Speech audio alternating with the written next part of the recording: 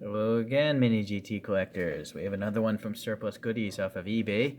This is MiniGT number 227. It's the Sebring orange color of the Corvette Stingray, the latest 8th generation Stingray. So this is, I've been avoiding this model, but it was pretty cheap off SurplusGoodies, so that's why I ended up getting it. I figure if it's a car I don't love, I might as well get it for cheap, right? So I guess the question is, what do you guys think about this? You know, I'm just so used to Corvettes being front-engined, but now being mid-engined is kind of like, it doesn't seem like a Corvette to me anymore. So maybe they should have named it something else. Anyways, this generation came out in 2020. Obviously, still sold today. And then it's powered by a 6.2 liter V8 engine, making around 490 horsepower, sending that power through an 8-speed dual clutch tranny going to the rear tires, which, let's see. Actually, I didn't write how big the wheels are, so my bad. I usually try to do that, but maybe it wasn't on Wikipedia. This engine has a dry sump, meaning the oil is actually not underneath.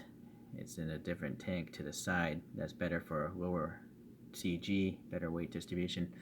Two radiators are up in the front, even though the engine's in the mid-rear position. If you get the Z51 package, there would be a third radiator. And then an optional exhaust would get an extra 5 horsepower. So with the Z51 package, you'd get 0 to 60 in like 2.9 seconds, which is pretty fast. It's like motorcycle fast, you know, superbike fast. Alright, well, let's see this orange color here. Is it metallic? It is metallic, so nice. I like metallics because I think that they last longer. Like, they're more resistant to paint bubbling. Is that axle warped? Well, anyways, MiniGT's roll, by the way. Start with the wheel. So I didn't know which wheels would be on this. It looks like the ones from the middle photo. What's up with this tire? That is really messed up. It's like literally cracked. Hopefully, the solution, although the treads are not symmetric, but I don't really display the model upside down, so I don't really care about the treads at all. Okay, so that's better. Easy fix, nice. But looking at the tread blocks, they're nice and small on this car. They don't look like a truck tire, so that's good. What about on this side, though? That looks like it actually has a flat spot, maybe. No. Well, whatever. I'll leave it alone. Sorry. So you can see the flaking here inside the paint. It looks pretty nice. This side of the car has a fuel filler outline. It's got the vents here going to the not the radiators. Those are the radiators. Well, I don't know where the third radiator is. It's on this side or the other side. This is just blanked off, but that's fine. At least it's dark there. Panel gaps seem okay. Better than the early MiniGTs. Windows have raised molding, and they're painted black. MiniGT always has these rubbery mirrors, even though they're painted. Quite nice. You have less fear of breaking them.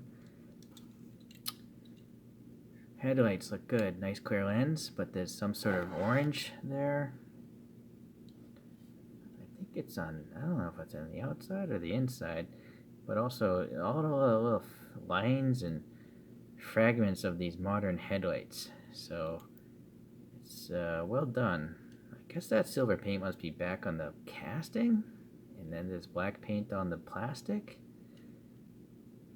Anyways, Corvette logo looks good. Vents here, nice texturing. There's some weird lines and surfaces. I assume is on the real car. No license plate. Little venting there. So plastic, I guess. Seems like these are 3 plastic inserts. The wipers are part of the window casting, and they're raised, painted black with the outlines of the windshield and that little thing. Interior view. I'm gonna guess maybe there's a T-top here or something. Why else would those lines be there? Does this come off, Corvette fans? I know very little about this car other than the fact that I don't really like its appearance. Pretty thin defroster lines because you can actually see the engine still, so that's good. Nice. Separate black plastic piece here with some vent details molded in. And some sort of printing here. I'm not sure if there's like an antenna there or what is this thing, guys. I don't know. The rear wing is really thin on the horizontal plane. That's interesting. And then side plates come down and point forward. It's a really good wing that MiniGT constructed here, 4 struts. So the struts themselves aren't very wide because it's distributing the load nicely. I'm thinking the middle struts, are they part of the casting? Or a separate part of this? I don't know. Okay, third brake light, it's just a line, looks fine. I do wonder why is it not red. Looking at the rear photograph, it looks like a red. You know, it's not white with the red light bulbs. Maybe in this year, whatever year they modeled it, it was white. Nice to see a license plate back here at least, and then nice thick clear lenses here with some printing here, probably for the rear backups. Yeah, so that's good. Plastic inserted vent details here again. Exhausts look pretty good because there's some depth to the middle of them. Right, so that's good. And then the nice texture in here, little dots for those sensors. Alright, so MiniGT is great that they actually have a screw together base so you can modify them easily. Yeah, those treads are nice, and the tires are staggered. Front and back, front and back ones are wider. Very rare, but I love it. It actually tells me what the car is that I'm holding in my hand. Now I know this is a 2020 Corvette Stingray, not a Z06, not a 2022 or something like that. This is what MiniGT should do on all of them. I'm gonna assume GM forces them to do this because most of the time MiniGT only has these 2 bits of info. The only thing lacking is maybe a date of copyright, so you know when this casting was originally made. But more importantly is the year of the car that they modeled, not when it was modeled. So very nice. I'm very happy about that because in the future when I pull this out for comparisons, I'll actually know what it is.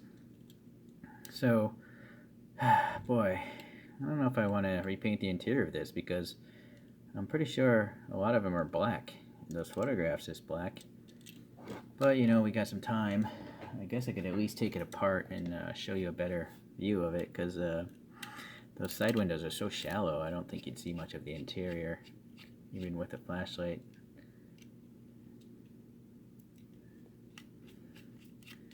I missed my electric screwdriver.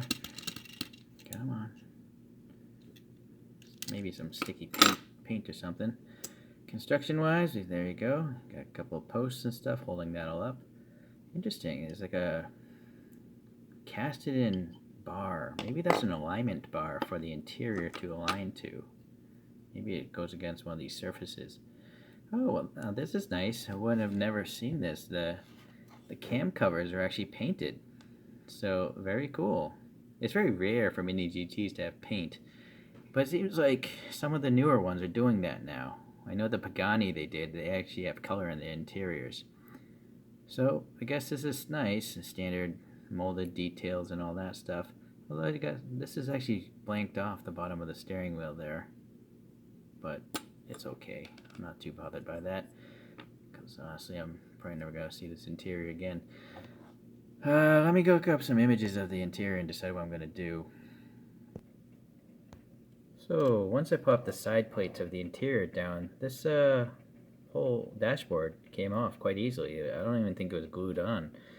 So, I decided to leave that black and then paint the rest of it like a light yellowish. I'm not sure if that's a good idea or not.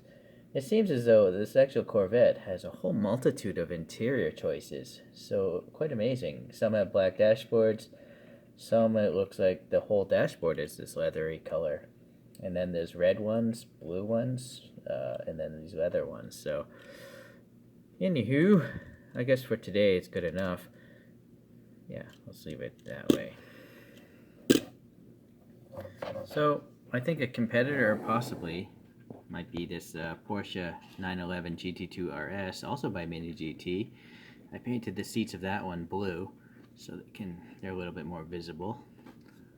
And then just 2 other modern cars are by Power 64.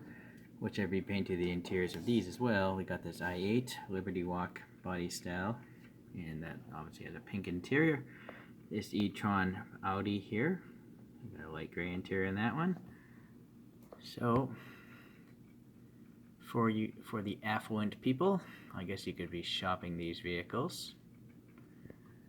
Alright, Mr. Spins out here.